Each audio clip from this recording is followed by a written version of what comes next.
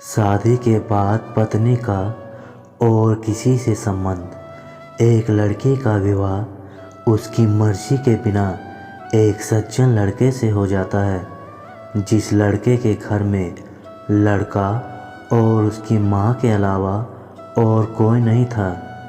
शादी में लड़के को बहुत सामान और धन मिला था। लड़की किसी और से प्रेम करती थी, लेकिन लड़की की शादी मर्जी के बिना हो गई। अब वह लड़की अपने ससुराल में थी। रात को लड़का कमरे में आता है और अपनी पत्नी के पास बैठ जाता है। तभी उसकी पत्नी गुस्से से अपने पति से कहती है, तुम मुझे अकेला छोड़ दो। उसकी ये बात सुनकर उसका पति बहुत दुखी हो जाता है। फिर भी वो खुशी से ये कहता है, नहीं, तुम सो जाओ, मैं तो सिर्फ तुम्हारे लिए दूध लेकर आया था। यह कहकर वह कमरे से बाहर चला जाता है। पत्नी मन मार कर ही रह जाती है, क्योंकि लड़की चाहती थी कि वह उससे लड़े ताकि वो उस लड़के से तलाक ले सके। अब लड़की को ससुराल में 4-5 दिन हो गए थे, लेकिन वो तो बस पूरा दिन फ़ोन पर उस लड़के से बात करती रहती थी जिससे वह प्रेम करती थी। और उधर लड़के की माँ बिना शिकायत करे दिन भर घर का सारा काम करती रहती, सबके लिए खाना भी बनाती थी। फिर भी उसकी माँ के चेहरे पर हर समय मुस्कुराहट ही रहती थी। लड़का एक कंपनी में नौकरी करता था। वह बहुत ही ईमानदार और मेहनती था। सुबह अपने काम पर जाता और शाम को थका हारा घर आता, लेकिन उसकी पत्नी उसे एक गिलास पानी भी नहीं पूछती थी। अब लड़के और लड़की की शादी को करीब 1 महीना हो गया, मगर अब तक वो दोनों एक साथ कभी नहीं सोए थे। वैसे लड़का बहुत ही शांत स्वभाव का था, इसलिए वह अपनी पत्नी को कुछ भी नहीं कहता। फिर भी वह अपनी पत्नी को खुद ही खाना डालकर दे देता, मगर उसकी पत्नी उनके साथ बैठकर खाना कभी नहीं खाती थी। वह अपना खाना अपने कमरे में अलग बैठकर खाती थी। लड़की को दहेज में एक स्कूटी मिली थी। लड़का जैसे ही अपने काम पर निकल जाता, लड़की आधे घंटे बाद स्कूटी लेकर अपने बॉयफ्रेंड से मिलने चली जाती और लड़के के आने से पहले वो अपने ससुराल वापस आ जाती। एक दिन लड़के की काम की छुट्टी थी और वह घर पर ही था, तो लड़की ने अच्छे भले खाने को भी गंदा कहकर अपनी सासू माँ को उल्टा सीधा कहा, खाने को बाहर फेंक दिया। ये सब देखकर लड़के को गुस्सा आया और वह गुस्से में अपनी पत्नी पर हाथ उठा देता है, मगर उसकी माँ फिर भी अपने बेटे को डांटती है। इधर लड़की को झगड़ने का एक बहाना चाहिए था, जो कि उसे मिल गया था। तभी वो बिना बोले अपनी स्कूटी लेकर बॉयफ्रेंड के पास चली जाती है और अपने बॉयफ्रेंड के पास जाकर कहती है कि अब एक पल भी मुझे उस घर में नहीं रहना है। आज मेरे पति ने मुझ पर हाथ उठाकर अच्छा नहीं किया। तभी उसका बॉयफ्रेंड कहता है, मैं तुमसे कब से कह रहा हूँ कि भाग चलो, तुम ही आजकल पे ही लगी रहती हो। तब लड़की कहती है कि शादी के दिन मैं तुम्हारे पास आई थी तो तुम ही ने वापस घर लौटाया था। बॉयफ्रेंड ने कहा, खाली हाथ हम दोनों कहाँ तक भागेंगे, तुम ही बोलो। मैंने तुमसे कहा था कि कुछ पैसे और गहने साथ ले लो, और तुम हो कि खाली हाथ ही मेरे पास आ गई थी। आखिर दूर एक नई जगह में ज़िंदगी की शुरुआत करने के लिए पैसे तो चाहिए थे ना। और हाँ, एक बात और, कि जब भी मैं तुम्हारे पास आता हूँ, तुम्हें छूना चाहता हूँ, तभी तुम्हारे नखरे हो जाते हैं और बस यही कहती रहती हो कि ये प्यार प्रेम शादी के बाद ही होगा। तभी लड़की गुस्सा होकर कहती है, हाँ, शादी के बाद ही अच्छा होता है ये सब। मैं तुम्हारी ही तो हूँ। मैं आज भी एक कुंवारी लड़की हूँ और शादी करके भी आज तक उस गवार के साथ एक रात भी नहीं सोई हूँ, क्योंकि मैंने तुमसे ही सच्चा प्रेम किया है। और अब मैं चाहती हूँ कि तुम मुझसे शादी करके मेरे मांग में अपने हाथ से सिंदूर भर दो। फिर मैं पूरी तरह तुम्हारी हो जाऊँगी और फिर तुम चाहे जितना मर्जी प्रेम करना। तब उसका बॉयफ्रेंड कहता है, तो ठीक है, मैं तुमसे शादी कर लूँगा, मगर तुम कम से कम 5 लाख रुपए को लेकर शाम तक का इंतज़ार करना।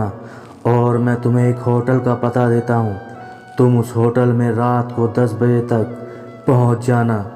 लड़की कहती है, उस गवार के पास कहाँ इतना पैसा होगा, बल्कि मेरे पापा ने उसे दहेज में 3 लाख रुपए और मुझे कुछ सोने के गहने दिए थे। गहने तो मेरे पास हैं, मगर सारे पैसे उस गवार ने ले लिए, अलमारी में लॉक करके रखे हैं। मगर मैं जैसे तैसे उस अलमारी की चाबी लेकर सारे पैसे निकाल कर तुम्हारे पास हमेशा हमेशा के लिए आ जाऊंगी। यह कहकर वो लड़की अपने ससुराल पहुंच जाती है। लड़की ससुराल पहुंचकर अपने पति और सास से लड़ाई करती है और वो उन पर खूब चिल्लाती है, मगर अफसोस वह अकेली ही चिल्लाती रहती है। उसका पति और उसकी सास बिल्कुल शांत रहते हैं। तभी लड़की अपने कमरे में चली जाती है और अचानक उसके बॉयफ्रेंड का लड़की के फ़ोन पर मैसेज आता है कि कब आ रही हो पैसे लेकर। लड़की मैसेज का जवाब देती है, सब्र करो, मैं वक्त पर आ जाऊंगी। तभी उसका पति दरवाज़ा खटखटाता है और अपनी पत्नी से कहता है कि खाना खा लो। तभी पत्नी कहती है, मैं खाना तभी खाऊंगी, पहले मुझे सलवारी की चाबी दे दो। और पति दरवाजे के नीचे से चाबी देकर कहता है, ये लो चाबी और तुम अपना काम ख़त्म करके खाना खा लेना, क्योंकि अभी तक मैंने और माँ ने भी खाना नहीं खाया। माँ ने कहा है कि हम आज बैठकर यानी साथ बैठकर ही खाना खाएंगे। लड़की कहती है, माँ और तुम खाना खा लो, मैं बाहर से खाना खा कर आई हूँ। ये सुनकर लड़का चला जाता है। तभी लड़की जल्दी से चाबी उठाकर अलमारी खोलने लगती है। अलमारी खोल कर देखती है, उसमें दहेज के पूरे पैसे यानी 3 लाख रुपए और सारे गहने तो रखे ही हैं, बल्कि उसमें एक डायरी भी रखी थी। जब वो उसे खोल कर पढ़ती है तो उसमें लिखा था, प्रिय पत्नी, मुझे और तुम्हारे पिताजी को सब कुछ पता है कि तुम किसी और लड़के से बेहद प्यार करती हो, मगर तुम्हारे पिताजी ने पता लगाया है कि जिससे तुम प्यार करती हो उसकी पहले भी एक बार शादी हो चुकी है और वो लड़का बहुत सी लड़कियों को धोखा भी दे चुका है। पर आपके पिताजी आपको उस लड़के के बारे में कुछ नहीं बता सके, क्योंकि उन्हें पता था कि ये जो इश्क का नशा है वह हमेशा अपने को गैर और गैरों को अपना बना देता है। इसलिए तुम्हारे पिताजी ने मेरे आगे हाथ जोड़कर कहा कि मेरी बेटी का हमेशा ख्याल रखना। एक बाप के मुंह से एक बेटी की कहानी सुनकर मेरी भी आंखों में आंसू आ गए और मुझे ये यकीन हो गया था कि एक अच्छा पति होने का सम्मान मुझे मिले या ना मिले, मगर एक दामाद होने की इज्जत मैं हमेशा पा सकूंगा।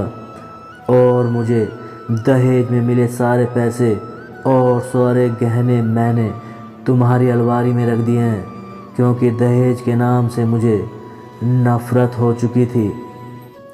इस दहेज के कारण ही मैंने अपनी बहन और पिता को खोया था और मेरे पिता के अंतिम शब्द भी यही थे कि किसी बेटी के बाप से कभी 1 रुपया भी दहेज ना लेना। और उस डायरी में यह भी लिखा था कि तुम मुझसे आज़ाद हो और तुम कहीं भी जा सकती हो।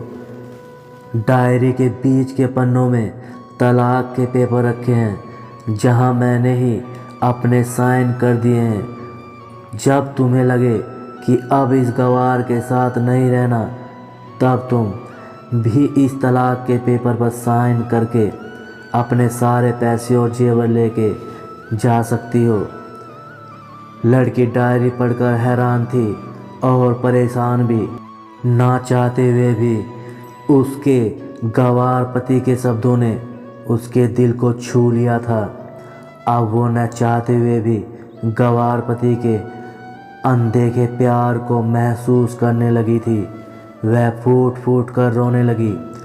डायरी में आगे लिखा था कि मैंने तुम्हें इसलिए मारा क्योंकि आपने माँ को गाली दी, और जो बेटा खुद के आगे अपनी माँ की बेइज्जती होते सहन कर ले, फिर वह बेटा ही कैसा। इसलिए मुझे माफ़ कर देना, क्योंकि मेरे लिए माँ का दर्जा सबसे बड़ा है, और आपको मैं दुल्हन बनाकर अपना हमसफ़र बनाने लाया हूँ। आपसे ज़बरदस्ती करने नहीं। आपको मुझसे प्यार हो न हो, लेकिन मैं अंत तक सिर्फ तुमसे ही प्रेम करता रहूँगा। अब फैसला तुम्हारे ही हाथों में है। अब लड़की दुल्हन बन चुकी थी और उसकी आंखों में आंसू बह रहे थे। अचानक लड़की के बॉयफ्रेंड का फ़ोन आता है। तभी गुस्से में लड़की अपने फ़ोन को ऑफ करके फ़ोन का सिम कार्ड तोड़ देती है। अब उसे समझ आ गया था कि जिससे वो बेहद प्यार करती थी, उसे तो सिर्फ पैसों से ही प्यार था, और सच्चा प्यार करने वाला तो मेरा पति ही है, जिसने सिर्फ मेरे पापा की इज्जत रखने के लिए ही मुझसे शादी कर ली, और उसे मेरा एक बॉयफ्रेंड है यह भी पता होने के बाद भी मुझसे इतना प्यार करता रहा। मैं अपने पति का प्यार क्यों नहीं समझ पाई। ये सब सोचकर वह रोती रही। फिर उसने रोते हुए अलमारी का सारा सामान जैसा था वैसे ही रखकर न जाने कब सो गई। अगले दिन उसकी पत्नी सुबह देर से जगी। तब तक लड़का ऑफिस जा चुका था। तभी पहले नहा धोकर उसने साड़ी पहनी और एक लंबा सा सिंदूर लगाया। पहले वह सिंदूर के नाम पर एक छोटी सी बिंदी लगा लिया करती थी, जिससे कि किसी को पता न चले कि वह शादीशुदा है। मगर आज तो 10 किलोमीटर से भी दिखाई दे ऐसी लंबी और गाढ़ी सिंदूर लगाया था। फिर उसने अपना मंगलसूत्र पहना और रसोई घर में जाकर सासू माँ को ज़बरदस्ती कमरे में बाहर भेज दिया, और खुद अकेली ही सबका खाना बनाती है। पहले सासू माँ को खाना खिलाती है और फिर अपने पति को फ़ोन करके उसके ऑफिस का पता पूछती है। उसका पति उसको ऑफिस का पता देते हुए सोचता है कि कहीं उसकी पत्नी ने तलाक देने का फ़ैसला तो नहीं कर लिया, मगर उसे कहाँ पता था कि वो सुधर गई है और उसे ही अपना पति मान चुकी है। इतने में ही उसकी पत्नी स्कूटी लेकर उसके ऑफिस पहुंच जाती है। पत्नी को देखकर पति हैरान था। तभी वो अपनी पत्नी से पूछता है, सब ठीक तो है? माँ ने तुमसे कुछ कह तो नहीं दिया? उसका पति सवाल पर सवाल पूछे जा रहा था। तभी अचानक पत्नी सबके सामने अपने पति के सीने से लिपट जाती है और उससे कहती है कि सब ठीक है, मगर मुझे तुमसे कुछ कहना है। पति कहता है, हाँ कहो। तब पत्नी सबके सामने लव यू फॉर एवर ये सुनकर ऑफिस के सभी लोग हैरान हो जाते हैं और खड़े होकर तालियां बजाने लगते हैं। तब पत्नी सबके सामने अपने पति का हाथ पकड़ते कहती है कि अब 1 महीने तक मेरे पतिदेव ऑफिस में दिखाई नहीं देंगे। ऑफिस के सभी लोग पूछते हैं क्यों? तब लड़के की पत्नी कहती है, क्योंकि हम दोनों लंबी छुट्टी पर जा रहे हैं। पति पत्नी से कहता है कि तुम्हें क्या हो गया है? तभी पत्नी पति से कहती है, मुझे तुमसे सच्चा प्यार हो गया है। यह कहकर वो उसके सीने से दोबारा लिपट जाती है। अपने गंवार पति से कभी भी जुदा न हो पाए, तभी उसका पति भी बहुत खुश हो जाता है और फिर वो दोनों अपने घर चले जाते हैं और खुशी खुशी अपना जीवन बिताने लगते हैं और हमेशा खुश रहते हैं। दोस्तों, प्यार हमेशा उसी से करना चाहिए जो आपसे सच्चा प्यार करता हो। धन्यवाद।